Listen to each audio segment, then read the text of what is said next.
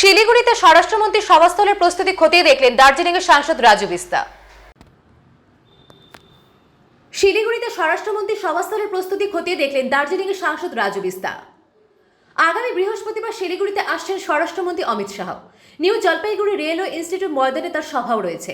তার আগে এই দিন সভাস্থলের প্রস্তুতি খতিয়ে দেখলেন দার্জিলিংয়ের সাংসদ রাজু বিস্তা। এরপর সাংবাদিকদের মুখোমুখি হয়ে তিনি বলেন, कमेटी के जो पार्लियामेंट्री स्टैंडिंग कमेटी है, कई सारे देश भर के सांसद और पूरी कमेटी के लोग आज दार्जिलिंग आए हुए हैं, तो इसलिए मुझे थोड़ा उनका स्वागत करना था, तो मुझे देरी हुआ। एनीवे, आप सबका मैं स्वागत करता हूं और मैं सीधे गृह मंत्री जी का जो पश्चिम बंगाल का भ्रमण है उस विषय पे आता हूं। आप सबकी जानकारी के लिए कि गृह मंत्री जी का जो पहले 3 दिन का दौरा था वो 2 दिन का हो गया है। कल सवेरे वो कलकत्ता लैंड करेंगे और उसके बाद जो है 24 परगना ज़िले में उनका एक सरकारी कार्यक्रम है और उसके पश्चात वो जो है 3 और 3:30 बजे के बीच में किसी भी समय जो है वो बागडोगरा एयरपोर्ट लैंड करेंगे और जैसे ही सिलीगुड़ी दार्जिलिंग ज़िले में उनका आगमन होगा उसके पश्चात सिलीगुड़ी के सभी कार्यकर्ता और सभी नेतृत्वों का ये इच्छा है कि उनका जो है बागडोगरा एयरपोर्ट में एक भव्य स्वागत का कार्यक्रम होगा और उस बीच में राजवंशी, आदिवासी, गोरखा, बंगाली समाज के लोग और अपने वेशभूषा ट्रेडिशनल ड्रेस के अंदर में हम कोशिश करेंगे कि एक जो है सांस्कृतिक कार्यक्रम के साथ साथ उनका स्वागत बंधन हो और उसके बाद सीधा जो है गृह मंत्री जी का काफिला दार्जिलिंग मोड़ तेंजिंग नोर्गे शेरपा जी का जो प्रतिमा है वहाँ पहुँचेगा। वहाँ पे उनको माल्यार्पण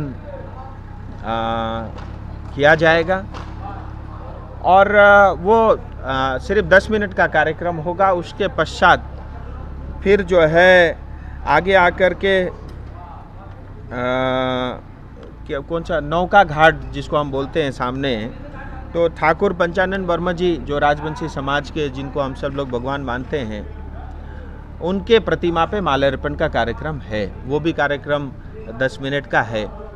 उसके पश्चात जो है सीधे 4:30 बजे से पहले तक जो है इसी स्थल पे जहाँ पे हम सब लोग मौजूद हैं, ये एनजीपी रेलवे स्टेशन के पास रेलवे का ग्राउंड है, यहाँ पे वो देखिए बागडोगरा एयरपोर्ट से लेकर के जो आगे हाईवे टी पॉइंट तक है करीब 700-800 मीटर का जो एरिया है उसके अंदर में उसको आप रैली नहीं कह सकते, वो उनकी गाड़ी धीरे चलेगी और वहाँ पे जो है उनका जो है स्वागत का कार्यक्रम होगा।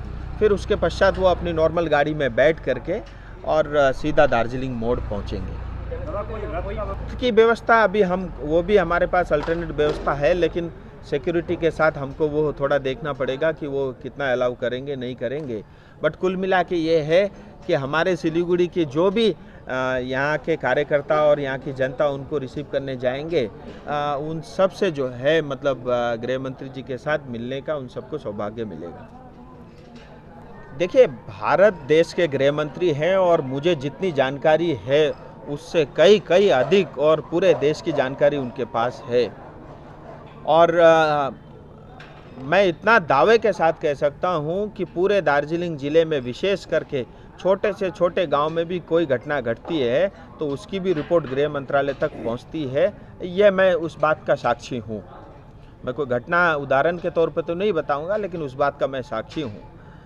इसीलिए हमसे बेहतर वो समझते हैं, एक जनप्रतिनिधि होने के नाते, चाहे विधायक हो चाहे सांसद हो या जिला के जो हमारे अध्यक्ष हैं, उन्होंने समय समय पर जो भी जानकारी ऊपर रखनी होती है वो सरकार में भी और पार्टी में भी रखते आए हैं।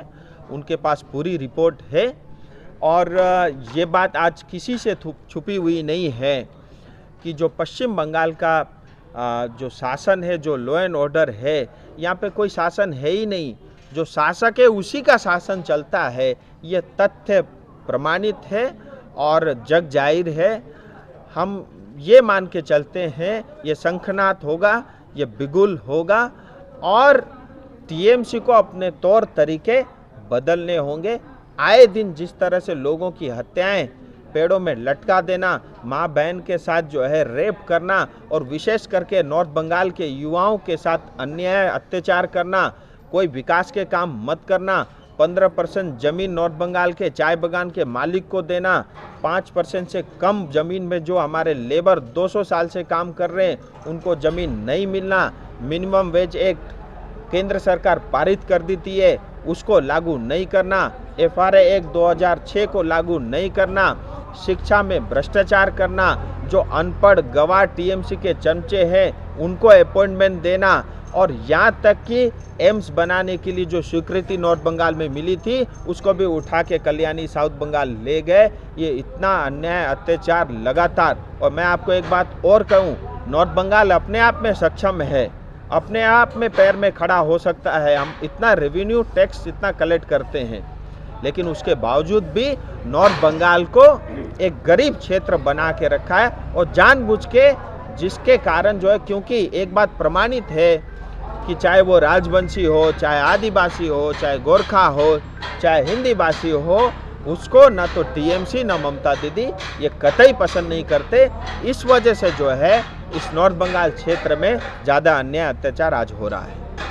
मेरे पे मेरी टिप्पणी छोड़ दीजिए। महिला आयोग ये बात कह रही है, हाईकोर्ट ये बात कह रहा है, यहाँ तक कि सीबीआई इस बात की जांच कर रही है।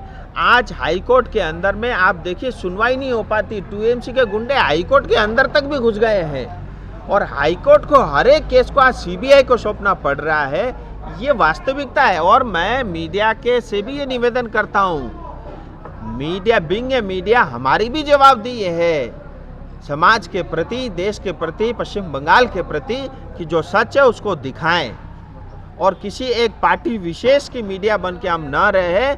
और ये अन्याय अत्याचार जो हो रहा है, जितना हमें कष्ट है उतना मीडिया को भी होना चाहिए और होता भी है, लेकिन फिर भी हम इनकी डर की वजह से ऐसे बहुत सारी चीज़ें दिखा नहीं पाते।